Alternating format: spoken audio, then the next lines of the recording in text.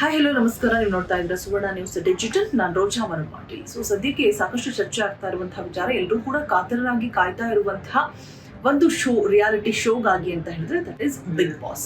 So ಇನ್ನೇನು ಕೆಲವೇ ದಿನಗಳು ಮಾತ್ರ ಬಾಕಿ ಇರುವಂಥದ್ದು. ಆ್ಯಂಡ್ ಆಲ್ರೆಡಿ ಅಗ್ನಿ ಪರೀಕ್ಷೆ ಅಂತ ಏನು ಸಜ್ಜಾಗಿದೆ, ನಡೀತಾ ಇದೆ ಆಲ್ರೆಡಿ. ಸೊ ಇದಕ್ಕೆ ಒಂದಷ್ಟು ಟೀಕೆ ಟಿಪ್ಪಣಿಗಳು ಕೂಡ ಕೇಳಿ ಬರ್ತಾ ಇದೆ. ಸೊ ಅದಕ್ಕೆ ಕ್ಲಾರಿಟಿ ಕೂಡ ಮತ್ತೊಂದು ಕಡೆ ಸಿಗ್ತಾ ಇದೆ. ಅಂದರೆ ಬೇರೆ ಭಾಷೆಯ ರಿಯಾಲಿಟಿ ಶೋಸ್ಗಳನ್ನ ಕಂಪೇರ್ ಮಾಡಿದಂತಹ ಸಂದರ್ಭದಲ್ಲಿ ಸೊ ಅಲ್ಲಿ ನಡೆಯುವಂತಹ ಅಗ್ನಿ ಪರೀಕ್ಷೆಗೆ ಹೋಲಿಕೆ ಮಾಡಿದ್ರೆ ನಮ್ಮ ಕನ್ನಡದ ಅಗ್ನಿ ಪರೀಕ್ಷೆ ತುಂಬಾನೇ ರಿಯಲಿಸ್ಟಿಕ್ ಆಗಿದೆ ಅಂತ ಹೇಳಿದ್ರೆ ನಿಜಕ್ಕೂ ಕೂಡ ತಪ್ಪಾಗೋದಿಲ್ಲ. ಬಿಕಾಸ್ ಇಲ್ಲಿ ಜನಸಾಮಾನ್ಯರನ್ನ ನಡೆಸ್ಕೊಳ್ಳುವಂತಹ ರೀತಿ ನೀತಿಯ ಬಗ್ಗೆ ಒಂದಷ್ಟು ಬ್ಯಾಡ್ ಕಮೆಂಟ್ಸ್ಗಳು ಬರುತ್ತೆ. ಯಾಕೆ ಅಂತ ಹೇಳಿದ್ರೆ ಸಗಣಿಯನ್ನ ಮುಖಕ್ಕೆ ಹಚ್ಕೊಳ್ಳೋದಾಗಿರ್ಬೋದು, ಆ್ಯಂಡ್ ಮತ್ತೆ ಕೊಟ್ಟಿದ್ದ ಗಿನ್ನಿಸ್ ರೆಕಾರ್ಡನ್ನೇ ಹರಿದು ಹಾಕೋದಾಗಿರ್ಬೋದು, ಮತ್ತು ಒಂದಷ್ಟು ಉಚ್ಚಾಟಗಳನ್ನ ಬೆಳೀತಾರೆ. ಬಿಕಾಸ್ ಬಿಗ್ ಬಾಸ್ ಮನೆಗೆ ಹೋಗಬೇಕು ಅನ್ನುವಂತಹ ಗುರಿ, ಮತ್ತೊಂದು ಕಡೆ ಕೆಲಸದಲ್ಲಿ ಇರಬೇಕಾದಂತಹ ಹುಚ್ಚು. ಸೊ ಅದೆರಡೂ ಕೂಡ ಇದ್ದಂತಹ ಸಂದರ್ಭದಲ್ಲಿ ಏನ್ ಬೇಕಾದ್ರೂ ಮಾಡೋದಕ್ಕೆ ರೆಡಿ ಇರ್ತಾರೆ ಅನ್ನುವಂಥದ್ದನ್ನ ಅವರು ತೋರಿಸ್ಕೊಳ್ಳುವಂಥದ್ದು. ಅಂದ್ರೆ ಪಾರ್ಟಿಸಿಪೇಟ್ ಮಾಡಬೇಕು ಅಂತ ಕಂಟೆಸ್ಟೆಂಟ್ಸ್ ಅಲ್ಲಿ ಯಾರೆಲ್ಲ ಬರಬೇಕು ಅನ್ಕೊಂಡಿರ್ತಾರೆ ಸೊ ಅವ್ರುಗಳು. ಬಟ್ ಆದ್ರೆ ಈ ಕಡೆ ಬಿಗ್ ಬಾಸ್ ಅವರು ಈ ರೀತಿಯಾಗಿ ಸೃಷ್ಟಿ ಮಾಡ್ತಾ ಇದ್ದಾರಾ ಅಂದ್ರೆ TRPಗೋಸ್ಕರ ಆಗಿರ್ಬೋದು, ರಿಯಲ್ ಅನ್ನೋದಿಲ್ಲ, ಬರೀ ರೀಲೇ ಇದೆ ಅನ್ನುವಂತಹ ಚರ್ಚೆಗಳು ಸೋಷಿಯಲ್ ಮೀಡಿಯಾದಲ್ಲಿ ಮತ್ತೊಂದು ಕಡೆ ಆಗ್ತಾ ಇದೆ. ಬಟ್ ಅದನ್ನ ನೋಡ್ತಾ ಹೋದಂತಹ ಸಂದರ್ಭದಲ್ಲಿ ರ್ಯಾಪರ್ ಅವರು ಏನು ಆ ಸವಾಲ್ ಸಿಗತ್ತೆ, ಆ ಸಂದರ್ಭದಲ್ಲಿ ಅವರೇ ಅದನ್ನ ಫೇಸ್ ಮಾಡೋದು, ಅವರೇ ಅದನ್ನ ಒಪ್ಕೊಳ್ಳೋದು. ವಿನಯ್ ಗೌಡ ಅವ್ರು ಕೊಟ್ಟಿದ್ದಕ್ಕಂತ ಟಾಸ್ಕ್ ಅಲ್ಲ ಅದು. ನಾನು ರೆಡಿ ಇದ್ದೀನಿ ಅಂತ ಅನ್ನೋಂಥ ಸಂದರ್ಭದಲ್ಲಿ ಓಕೆ ಯು ಡೂ ಅಂತ ಹೇಳಿಬಿಟ್ಟು ವಿನಯ್ ಗೌಡ ಅವ್ರು ಹೇಳ್ತಾರೆ. ಸೊ ಇದು ಕೂಡ ಒಂದು ಕ್ಲಾರಿಫಿಕೇಶನ್ ಸಿಗ್ತಾ ಇದೆ. ಬಿಕಾಸ್ ಸೋಷಿಯಲ್ ಮೀಡಿಯಾದಲ್ಲಿ ಅದೇ ಚರ್ಚೆ ಆಗುತ್ತೆ. ಸಗಣಿನ ಮುಖಕ್ಕೆ ಹಚ್ಕೊಳಿಸೋದು, ಮತ್ತೆ ಗಿನ್ನಿಸ್ ರೆಕಾರ್ಡನ್ನ ಹರಿದು ಹಾಕ್ಸೋದು, ತಲೆ ಬೋಳಿಸ್ಕೊಡೋದು, ಇದೆಲ್ಲ ಬಂದಂಥ ಸಂದರ್ಭದಲ್ಲಿ ನೀವು ಜನಸಾಮಾನ್ಯರಿಗೆ ಅಂದ್ರೆ ಕಾಮನ್ ಪೀಪಲ್ಸ್ ಅಂತ ಹೇಳ್ಬಿಟ್ಟು ಆ ರೀತಿಯಾಗಿ ಅವ್ರಿಗೆ ಟಾಸ್ಕ್ಗಳನ್ನ ಕೊಡ್ತಾ ಇದ್ದೀರಾ. ಇದೇ ಟಾಸ್ಕ್ಗಳನ್ನ ನೀವು ಸೆಲೆಬ್ರಿಟೀಸ್ಗಾದ್ರೆ ಕೊಡ್ತೀರಾ? ಬಿಗ್ ಬಾಸ್ ಮನೆಯಲ್ಲಿ ಈಗ ಸೆಲೆಬ್ರಿಟೀಸ್ ಆಗಲಿ ಕಾಮನ್ ಪೀಪಲ್ ಆಗಲಿ ಎಲ್ಲರೂ ಕೂಡ ಈಕ್ವಲ್ ಒಂದೇ. ಬಟ್ ಇಲ್ಲಿ ಹೊರಗಡೆ ಈ ಅಗ್ನಿ ಪರೀಕ್ಷೆ ಅಂತ ಏನ್ ನಡೀತಾ ಇದೆ, ಇದು ನಡೆಯುವಂತಹ ಸಂದರ್ಭದಲ್ಲಿ ನೀವು ಜನಸಾಮಾನ್ಯರಿಗೆ ಕಾಮನ್ ಪೀಪಲ್ಗೆ ಆಗಿದ್ದಕ್ಕೇನೆ ನೀವು ಈ ರೀತಿಯಾದಂತಹ ಟಾಸ್ಕ್ ಅನ್ನ ಕೊಡ್ತಾ ಇರೋದು. ಸೆಲೆಬ್ರಿಟೀಸ್ಗಾದ್ರೆ ಈ ರೀತಿಯಾಗಿ ಟಾಸ್ಕ್ ಅನ್ನ ಕೊಡೋಕೆ ಚಾನ್ಸ್ ಇರಲಿಲ್ಲ ಅನ್ನುವಂತಹ ಒಂದಷ್ಟು ಚರ್ಚೆಗಳು, ವಿಚಾರಗಳು ಬರುತ್ತೆ. ಸೊ ಅದಕ್ಕೋಸ್ಕರ ಈ ಒಂದು ಕ್ಲಾರಿಫಿಕೇಶನ್ ಅಲ್ಲಿ ರ್ಯಾಪರ್ ಅವರೇ ನಾನು ಎಲ್ಲದನ್ನು ಮಾಡೋದಕ್ಕೆ ರೆಡಿ ಇದ್ದೀನಿ, ಸಿದ್ಧನಿದ್ದೀನಿ, ನಾನು ಒಳಗೆ ಹೋಗೋದಿಕ್ಕೆ ಅನ್ನುವಂತಹ ಮಾತನ್ನು ಹೇಳ್ತಾರೆ. ಅವರೇ ನಾನು ರೆಡಿ ಇದ್ದೀನಿ ಇದೆಲ್ಲ ಪೋಚ್ಕೊಳ್ಳೋದಕ್ಕೆ ಅಂತ ಹೇಳಿದಂತಹ ಸಂದರ್ಭದಲ್ಲಿ ಓಕೆ ನೋಡೋಣ ಮಾಡಿ ಅಂತ ಹೇಳ್ಬಿಟ್ಟು ಈ ಕಡೆಯಿಂದ ವಿನಯ್ ಗೌಡ ಅವರು ಹೇಳ್ತಾರೆ. ಸೊ ಇದು ಒಂದು ಕ್ಲಾರಿಫಿಕೇಶನ್. ಸೊ ಅಲ್ಲಿ ಗೊತ್ತಾಗುತ್ತೆ. So not that much of reality ಇಲ್ಲ ಅಂತ ಹೇಳೋದಕ್ಕಾಗೋದಿಲ್ಲ, ಒಂದಿಷ್ಟು ರಿಯಾಲಿಟಿಗಳನ್ನ ಒಳಗೊಂಡಿದೆ ಅಂತಲೇ ಹೇಳ್ಬೋದು. ಆ್ಯಂಡ್ ಅದಾದ ನಂತರ ಚರಣ್ ಅವರು ಕೂಡ ಸೆಲೆಕ್ಟ್ ಆಗ್ತಾರೆ. ಸೊ ಅವರನ್ನು ಕೂಡ ಯಾಕಾಗಿ ಸೆಲೆಕ್ಟ್ ಮಾಡಿದ್ರು, ಅವ್ರು ಚರಣ್ ಅವ್ರನ್ನ ಸೆಲೆಕ್ಟ್ ಮಾಡುವಂಥ ಕ್ವಾಲಿಟೀಸ್ ಏನಿದೆ ಅಂತ ನೋಡ್ತಾ ಹೋದಂಥ ಸಂದರ್ಭದಲ್ಲಿ ಅವರ ಒಂದು ಖಡಕ್ ಆನ್ಸರ್ಸ್ ಆಗಿರ್ಬೋದು, ಬೋಲ್ಡ್ನೆಸ್ ಆಗಿರ್ಬೋದು, ಮತ್ತೆ ಏನೆಲ್ಲ ಅವರಲ್ಲಿ ಗುಣಗಳು ಇದೆ ಅನ್ನುವಂಥದ್ದು ಅವರು ನೆಕ್ಸ್ಟ್ ಇನ್ನು ಮುಂದಿನ ದಿನಗಳಲ್ಲಿ ಆನ್ಸರ್ ಸಿಗ್ತಾ ಹೋಗುತ್ತೆ. ಸೊ ನಾವು ಏನೋ ಒಂದು ಜಡ್ಜಸ್ ಅಂತ ಹೇಳ್ಬಿಟ್ಟು ಆ ಸ್ಥಾನದಲ್ಲಿ ಕೂರಿಸಿದಂಥ ಸಂದರ್ಭದಲ್ಲಿ ಅವರು ಸುಮ್ಮನೆ ಯಾವುದನ್ನು ಕೂಡ ಯಾರನ್ನೂ ಕೂಡ ಸೆಲೆಕ್ಟ್ ಮಾಡೋದಕ್ಕೆ ಸಾಧ್ಯ ಆಗುದಿಲ್ಲ. ಬಿಕಾಸ್ ಆಡಿಷನ್ಸ್ ನಡೆಯುವಂತಹ ಸಂದರ್ಭದಲ್ಲಿ, ಅಗ್ನಿ ಪರೀಕ್ಷೆ ನಡೆಯುವಂತಹ ಸಂದರ್ಭದಲ್ಲಿ ಎಲ್ಲವೂ ಕೂಡ ನೇರವಾಗಿ ನಮ್ಮ ಕಣ್ಣಿಗೆ ಕಾಣಿಸ್ತಾ ಇರುತ್ತೆ ಅಲ್ಲಿ ಏನಾಗ್ತಾ ಇದೆ ಅಂತ ಹೇಳ್ಬಿಟ್ಟು.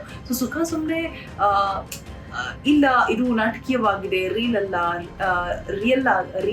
ರೀಲ್ ತರ ಇದೆ ಅಂತ ಹೇಳೋದು ತುಂಬಾ ಈಸಿ. ಬಟ್ ಅದ್ರ ಹಿಂದೆ ಎಷ್ಟು ಶ್ರಮ ಇರುತ್ತೆ, ಅವ್ರು ಎಷ್ಟು ತಲೆ ಕೆಡಿಸ್ಕೊಂಡಿರ್ತಾರೆ, ಆ ಸೆಲೆಕ್ಷನ್ ಆ ಪ್ರೊಸೀಜರ್ಸ್ ಎಲ್ಲ ಏನಿರುತ್ತೆ, ಸೊ ಅದೆಲ್ಲದೂ ಕೂಡ ಅವ್ರುಗಳಿಗೆ ಮಾತ್ರ ಗೊತ್ತಿರುವಂತಹ ವಿಚಾರ. ಬಟ್ ನಾವು ನೋಡಿದಂತಹ ಸಂದರ್ಭದಲ್ಲಿ, ಅಬ್ಸರ್ವ್ ಮಾಡಿದಂತಹ ಸಂದರ್ಭದಲ್ಲಿ ಒಂದಿಷ್ಟು ವಿಚಾರಗಳು ಬೆಳಕಿಗೆ ಬಂದಿರುವಂಥದ್ದು. ಸೊ ಅಲ್ಲಿ ರ್ಯಾಪರ್ ಅವ್ರದ್ದು ಒಂದು ಕ್ಲಾರಿಟಿ ಸಿಕ್ತು, ಅಲ್ಲಿ ಏನು ಕೂಡ ರೀಲ್ ಇಲ್ಲ, ಅವ್ರೇನೆ ನಾನು ರೆಡಿ ಇದ್ದೀನಿ ತಲೆ ಬೋಳ್ಸ್ಕೊಳ್ಳೋದಕ್ಕೆ ಅಂತ ಹೇಳಿದಂತಹ ಸಂದರ್ಭದಲ್ಲಿ ವಿನಯ್ ಗೌಡ ಅವರು ಓಕೆ ಅಂತ ಹೇಳ್ತಾರೆ. ಸೊ ಇದು ಒಂದು. ಆ್ಯಂಡ್ ಚರಣ್ ಅವ್ರನ್ನ ಏನಕ್ಕಾಗಿ ಸೆಲೆಕ್ಟ್ ಮಾಡಿದ್ರು ಅನ್ನುವಂಥ ಒಂದಷ್ಟು ಪ್ರಶ್ನೆಗಳು ಹುಟ್ಟುತ್ತೆ. ಸೊ ಅಲ್ಲೂ ಕೂಡ ಅವರ ಮಾತಿನ ಶೈಲಿ ಆಗಿರ್ಬೋದು, ಮತ್ತೆ ಅವರಲ್ಲಿರುವಂತಹ ಒಂದಷ್ಟು ಟ್ಯಾಲೆಂಟ್, ಅದೆಲ್ಲವನ್ನು ಕೂಡ ಅವರು ಸ್ಟೇಜ್ ಮೇಲೆ ಪ್ರದರ್ಶನ ಮಾಡ್ತಾರೆ ಒಂದಷ್ಟು. ಸೊ ಅದೆಲ್ಲ ಮಾತುಕತೆ ಆಡ್ಬಿಟ್ಟು ಯಾಕಾಗಿ ಅವ್ರನ್ನ ಸೆಲೆಕ್ಟ್ ಮಾಡಿದ್ರು ಅಂತ ಹೇಳ್ಬಿಟ್ಟು ಮುಂದಿನ ದಿನಗಳಲ್ಲಿ ಗೊತ್ತಾಗುತ್ತೆ. ಸೊ ಒಂದಷ್ಟು ಎಲ್ಲವನ್ನೂ ಕೂಡ ಆ ಫಸ್ಟ್ ಅಗ್ನಿ ಪರೀಕ್ಷೆಯಲ್ಲಿನೇ ಎಲ್ಲವನ್ನೂ ಕೂಡ ಹೇಳಕ್ಕಾಗಲ್ಲ, ತೋರಿಸೋದಕ್ಕೂ ಆಗೋದಿಲ್ಲ. ಸೊ ನೆಕ್ಸ್ಟ್ ಡೇಸ್ ಅಲ್ಲಿ ಚರಣ್ ಅವ್ರನ್ನ ಯಾಕೆ ಸೆಲೆಕ್ಟ್ ಮಾಡಿದ್ರು ಅನ್ನುವಂಥ ಒಂದಷ್ಟು ಅಂಶಗಳು ಕೂಡ ಗೊತ್ತಾಗುತ್ತೆ. ಆಮೇಲೆ ಇನ್ನೊಂದು ಏನಪ್ಪಾ ಅಂತ ಹೇಳಿದ್ರೆ, ಅವ್ರು ಮಾತನಾಡೋ ಶೈಲಿ ಅಂದ್ರೆ ಬಿಗ್ ಬಾಸ್ ಮನೆಯಲ್ಲಿ ಎದುರಾಳಿನ ಕೆಣಕೋದು ತುಂಬಾ ಇಂಪಾರ್ಟೆಂಟ್ ಆಗಿರುತ್ತೆ. ಅಂದರೆ ಮೀನ್ಸ್ ಅಲ್ಲಿ ಹೇಗೆ ಅವರು ಆ ಆಟಿಟ್ಯೂಡ್ನ ಮೇಂಟೈನ್ ಮಾಡ್ತಾರೆ, ಮತ್ತು ಆ ಪ್ರೆಷರ್ ಕ್ರಿಯೇಟ್ ಆದಾಗ ಇವ್ರು ಕೆಣಕಿದಾಗ ಆಗಿರ್ಬೋದು ಅಥವಾ ಎದುರಾಳಿ ಕೆಳಕದಾಗ ಆಗಿರ್ಬೋದು, ಆ ಪ್ರೆಷರ್ ಕ್ರಿಯೇಟ್ ಆದಂಥ ಸಂದರ್ಭದಲ್ಲಿ ಆಗಿರ್ಬೋದು ಹೇಗೆ ಎಲ್ಲವನ್ನೂ ಕೂಡ ಅವರು ಫೇಸ್ ಮಾಡ್ತಾರೆ ಅನ್ನುವಂಥದ್ದು ಜಡ್ಜಸ್ ನೋಡಿದ್ದಾರೆ ವೇದಿಕೆ ಮೇಲೆ. ಸೊ ಹಾಗಾಗಿ ಚರಣ್ ಅವರನ್ನ ಆಯ್ಕೆ ಮಾಡಿದ್ದಾರೆ ಅನ್ನುವಂಥ ಮಾತುಗಳು ಕೂಡ ಮತ್ತೊಂದು ಕಡೆ ಸಿಕ್ಕಿರುವಂಥದ್ದು, ಮಾಹಿತಿ ಕೂಡ ಮತ್ತೊಂದು ಕಡೆ ಸಿಕ್ಕಿರುವಂಥದ್ದು. ಸೊ ಇಲ್ಲಿಗೆ ಇದೆರಡು ಕೂಡ ಕ್ಲಿಯರ್ ಆಯಿತು. ಆ್ಯಂಡ್ ನೆಕ್ಸ್ಟ್ ಮೆಕ್ಯಾನಿಕ್ ಮಹಿಳೆ, KSRTC ಮೆಕ್ಯಾನಿಕ್ ಮಹಿಳೆ. ಸೊ ಇವರು ಕೂಡ ಸೆಲೆಕ್ಟ್ ಆಗಿರುವಂಥದ್ದು ನಿಜಕ್ಕೂ ಅಚ್ಚರಿ ಅಂತಲೇ ಹೇಳ್ಬೋದು. ಇದು ಅವರಲ್ಲೂ ಕೂಡ ಒಂದಷ್ಟು ಕ್ವಾಲಿಟೀಸನ್ನು ನೋಡಿಬಿಟ್ಟು ಮತ್ತೆ ಸವಾಲುಗಳನ್ನು ಎದುರಿಸುವಂತಹ ಶಕ್ತಿ ಆಕೆಗಿದೆ ಅಂತ ಹೇಳ್ಬಿಟ್ಟು, ಮತ್ತೆ ಒಳಗಡೆ ಬಿಗ್ ಬಾಸ್ ಮನೆ ಒಳಗಡೆ ಯಾವ ರೀತಿಯ ಪ್ರೆಷರ್ ಕ್ರಿಯೇಟ್ ಆಗುತ್ತೆ ಅದನ್ನು ತಡ್ಕೊಳ್ಳುವಂಥ ಕೆಪಾಸಿಟಿ ಇದೆಯಾ, ಎಷ್ಟು ದಿನ ಇವರು ದೂರ ಹೋಗಬಹುದು ನೋಡೋಣ. ಇಲ್ಲಿ ಒಂದಷ್ಟು ಪ್ರೆಷರನ್ನು ಕೊಟ್ಟಾಗ ವೇದಿಕೆ ಮೇಲೆ ಅವ್ರು ಹೇಗೆ ರಿಯಾಕ್ಟ್ ಮಾಡ್ತಾರೆ, ಇವ್ರು ಎಷ್ಟು ದಿನ ಉಳಿದುಕೊಳ್ಬಹುದು ಅನ್ನುವಂಥ ಗೆಸಸ್ಸನ್ನು ಮಾಡುವಂಥ ಒಂದು ಸಾಮರ್ಥ್ಯ, ಒಂದು ಅಬಿಲಿಟಿ ಅವ್ರಿಗಿರುತ್ತೆ. ಸೊ ಹಾಗಾಗಿ ನೋಡೋಣ ಅಂತ ಹೇಳ್ಬಿಟ್ಟು ಒಂದಷ್ಟು ಟಾಸ್ಕ್ಗಳನ್ನು ಕೂಡ ಕೊಟ್ಟಿರ್ತಾರೆ. ಸೊ ಅಲ್ಲಿ ಯಾರು ಹೌದು ಇವರು ಒಂದು ಸ್ವಲ್ಪ ದಿನಗಳ ಕಾಲ ಬಿಗ್ ಬಾಸ್ ಮನೆಯಲ್ಲಿ ನಿಭಾಯಿಸ್ತಾರೆ, ಆ ಪ್ರೆಷರನ್ನು ತಡ್ಕೊಳ್ತಾರೆ, ಎಂಟರ್ಟೈನ್ ಮಾಡ್ತಾರೆ ಚೆನ್ನಾಗಿ ಅಂತ ಅನ್ಸುತ್ತೆ. ಸೊ ಅವ್ರನ್ನ ಸೆಲೆಕ್ಟ್ ಮಾಡೋದಕ್ಕೆ ಮುಂದಾಗ್ತಾರೆ. ಸೊ ಇಲ್ಲೂ ಕೂಡ KSRTC ಮೆಕ್ಯಾನಿಕ್ ಮಹಿಳೆ ಕೂಡ ಅದೇ ರೀತಿಯಾಗಿ ಸೆಲೆಕ್ಟ್ ಆಗಿರುವಂಥದ್ದು. ಸೊ ನೋಡೋಣ ಮುಂದಿನ ದಿನಗಳಲ್ಲಿ ಬಿಗ್ ಬಾಸ್ ಯಾವ ರೀತಿಯಾಗಿ ಮೂಡ್ ಬರುತ್ತೆ ಆ್ಯಂಡ್ ಸೆಲೆಕ್ಟ್ ಆಗಿರುವಂತಹ ಕಂಟೆಸ್ಟೆಂಟ್ಗಳು ಯಾವ ರೀತಿಯಾಗಿ ನಮ್ಮನ್ನೆಲ್ಲರನ್ನೂ ಕೂಡ ಎಂಟರ್ಟೈನ್ ಮಾಡ್ತಾರೆ ಅಂತ ಹೇಳ್ಬಿಟ್ಟು.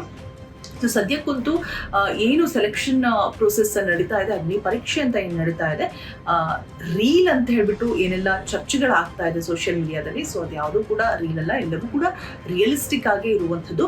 ಆ್ಯಂಡ್ ಅಲ್ಲಿ ನಮಗೆ ಕಾಣಿಸ್ತಾ ಇದೆ ಯಾಕಾಗಿ ಸೆಲೆಕ್ಟ್ ಮಾಡಿದ್ರು ಚರಣ್ ಯಾಕೆ ಸೆಲೆಕ್ಟ್ ಮಾಡಿದ್ರು ಅಂತ ಒಂದಷ್ಟು ಅಂಶಗಳು ನಮಗೆ ಇಲ್ಲೇ ಗೊತ್ತಾಗುತ್ತೆ. ಇನ್ನೂ ಗೊತ್ತಾಗಬೇಕು ಅಂದರೆ ನಾವು ಬಿಗ್ ಬಾಸನ್ನು ನೋಡಲೇಬೇಕಾದಂಥ ಅನಿವಾರ್ಯತೆ ಇದೆ. ಆ್ಯಂಡ್ ಅವರು ಮೇನ್ ಆಗಿ ಹೇಳ್ತಾರೆ ಜಡ್ಜಸ್, ಅವರು ಪ್ರೆಷರನ್ನು ಯಾವ ರೀತಿಯಾಗಿ ಕಂಟ್ರೋಲ್ ಮಾಡ್ಕೊಂಡ್ರು ಚರಣ್, ಆ್ಯಂಡ್ ಯಾವ ರೀತಿಯಾಗಿ ಎದುರಾಳಿಗೆ ಒಂದು ಟಕ್ಕರನ್ನು ಕೊಡ್ತಾರೆ. ಸೊ ಅದೆಲ್ಲವನ್ನು ಕೂಡ ಅಬ್ಸರ್ವ್ ಮಾಡಿ ಸೆಲೆಕ್ಟ್ ಮಾಡಿರುವಂಥದ್ದು.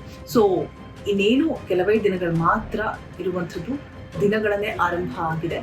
ಸೊ ಬಿಗ್ ಬಾಸ್ ಯಾವ ರೀತಿಯಾಗಿ ಮೂಡ್ ಬರುತ್ತೆ, ಏನೇನೆಲ್ಲ ವಿಶೇಷತೆಗಳಿರುತ್ತೆ, ಮತ್ತು ಕಾಮನ್ ಮ್ಯಾನ್ ಜೊತೆಗೆ ಸೆಲೆಬ್ರಿಟೀಸ್ಗಳ ಪೈಪೋಟಿ ಹೇಗಿರುತ್ತೆ, ಸೊ ಎಲ್ಲವೂ ಕೂಡ ಇನ್ನೇನು ಕೆಲವೇ ದಿನಗಳಲ್ಲಿ ನಮ್ಮ ಮುಂದೆ ಬರಲಿದೆ.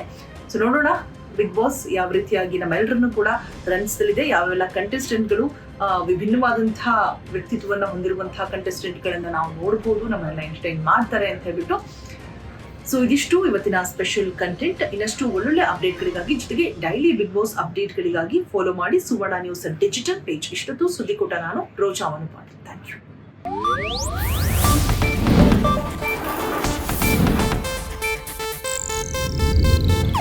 ಇದು ಏಷ್ಯಾನೆಟ್ ನ್ಯೂಸ್ ನೆಟ್ವರ್ಕ್ ಪ್ರಸ್ತುತಿ.